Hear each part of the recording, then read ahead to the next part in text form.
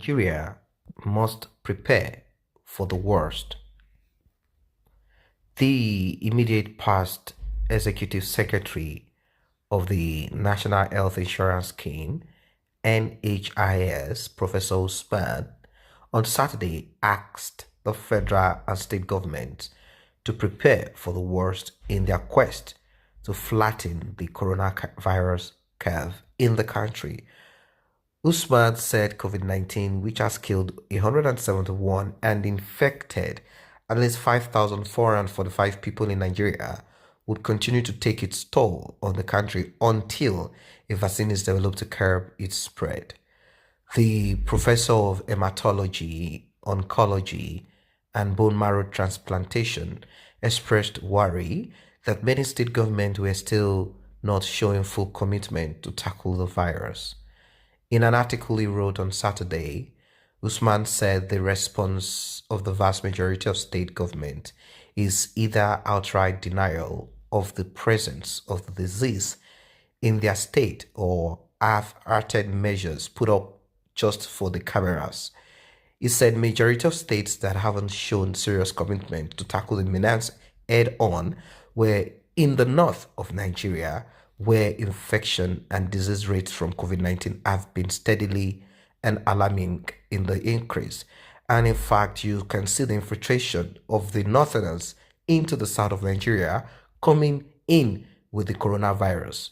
These are a group of people that have been heard on camera screaming and shouting, Babu Corona, Babu Corona. Simply put, there is no Corona. Corona does not exist. No to Corona, bye to Corona. In fact, soon they are going to say Boko Corona. That's just what it's going to be. These are a group of ignorant souls. These are a group of people that I don't know what I'm going to call them anymore. We are talking of a disease that has ravaged the world. I understand that some people claim that some people do not have the coronavirus. They just have malaria and this and that. A lot of speculations and confusion about it. But the reality is this. If some group of people in Nigeria claim there is no coronavirus, what is then happening to other people in the world? Are we going to stay ignorant? We are talking of a pandemic, not an epidemic. If it's an epidemic and some people want to say, oh, the government is involved in this and they're trying to scare us, they're trying to make mockery of us, they're trying to deceive us. What about the pandemic all over the world? So I wonder why the governors in that state are demanding for money from the federal government, yet they are acting as if there is no coronavirus in the north. In an article wrote on Saturday, Usman said the response of the vast majority of the state government is either outright denial. He said majority of the states that haven't shown serious commitment to tackle the menace are from the north. He said Nigeria's failed health infrastructures, inadequate human capacity, neglected healthcare systems, and dwindling resources, among others, has placed the country at a disadvantage to fight the pandemic. Usman noted that increased testing capacity and compliance with social distancing, among other guidelines on respiratory hygiene, were the country's only hope to controlling the spread of the virus, as prolonged lockdown is realistically just not sustainable in our setting. So it's not just possible. The prolonged lockdown, that has to do with the palliative. The federal government, as you can see, are not even able to provide palliatives all over. We just saw them on camera with some dirty notes, sharing some money to some people. People were asking them to make use of the information from the database, from social media, from internet service provider. I'm talking about the SIM cards, the telecommunication company. People asked them to use BVN. There are some accounts that are dead because the person is dead. There are some accounts that are not alive because the person is not making use of it. There are ways that the bank can connect with whoever. And with this, they will be able to solve at least 40 or 60% of the issue of who money should be given to. But the federal government never did this, aside the private and companies and pastors, churches, clerics that give them money, apart from the money that they have in Nigeria already. But people were still complaining. Usman warned that if we do not perform physical distancing or other measures to slow down the spread of the coronavirus, it will definitely spread and infect many more people in a matter of few months. This would overwhelm our hospitals and lead to high death rates. On the other hand, continuing the lockdown without actionable testing data is like walking down a cliff with your eyes closed. Also, many people may die at home from hunger. Many people might die from hunger and other non-COVID-19 illnesses. He added that government should prepare for the worst by urgently increasing access to the capacities for testing nationwide, improving capacities in our hospitals, and providing personal protective equipment, PPE, to healthcare workers while hoping and praying for the best. The issue of hunger is there, and I believe this has brought about a lot of hunger in people.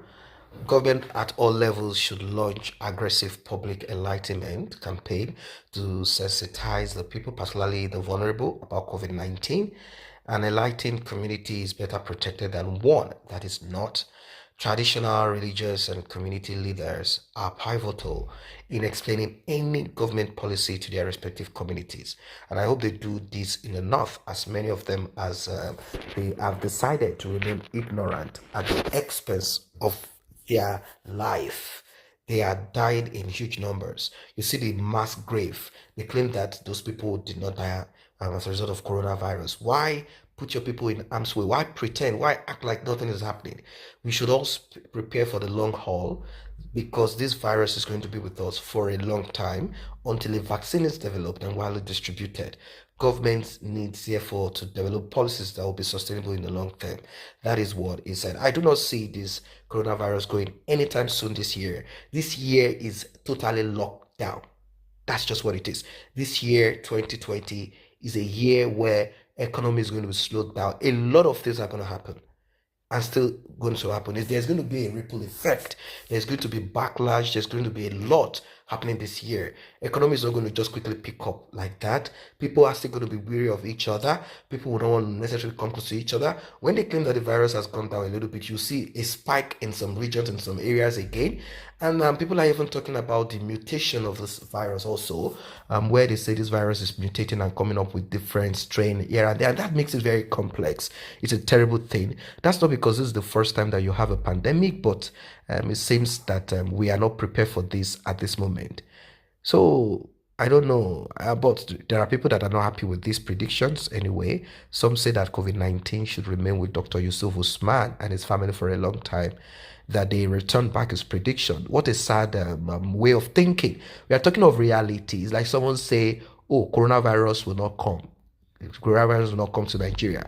Then the coronavirus is in Nigeria, and you said, oh, it's the prediction that brought it into Nigeria. No, it's so sad that people do not have ability to see the future. They just believe they sleep, they wake up, and they do not have the ability to exercise their intellectual capability and see ways around things. They just act one track. Well, the professor is saying the truth, and your ignorance will not allow you to understand what the professor is saying. Instead of studying what is out there, you would rather want to attack the professor. I don't know what you think. Some say they shouldn't be frightened, that they've dealt with many viruses in the past effectively. Coronavirus is not untreatable. Lots of local herbs for malaria with inhalation of heat is sufficient to be free from this pandemic. This is someone saying this. I don't know how true this is. If inhaling heat, can actually stop this coronavirus, kill it in the lungs. I don't know if this is true. It is just your leader that have so been compromised. The point that you have all sold your souls to the devil and you have chosen to destroy your people. May God deal with you all. That's what this person is saying. So I don't know what you guys think about this. Malaria, HIV, AIDS, Ebola, cancer, etc. have remained with us. COVID-19 will also remain with us. Do not panic. But malaria kills, but not like that. Malaria is not just going to kill you, although that's because there is a cure treatment for malaria. While this does not have a treatment, you just have to rely on your body immune system to fight the symptoms, aside from the World Health Organization not accepting Madagascar coming up with a cure. And the active ingredient in this herb, apart from some other things that might be there, is a leaf, that they claim cures malaria. So HIV is not something that jumps on you just like that. Ebola, you know what it is. It killed a lot of people. They were able to shut Ebola. Ebola did not become pandemic. It was an epidemic, not a pandemic. That's what people do not understand. Cancer is different. Cancer does just not jump on you. You cannot transfer cancer by shaking the hands of people. But a lot of people are ignorant of these things and they just come and say, oh, this is have been with us. I understand that people do not want to be afraid, do not want to be panicked. But I think that it's better you have a little bit of caution inside of yourself, or even more caution inside of yourself, than just acting like, oh, nothing's going to happen, and you end up dying, infecting other people.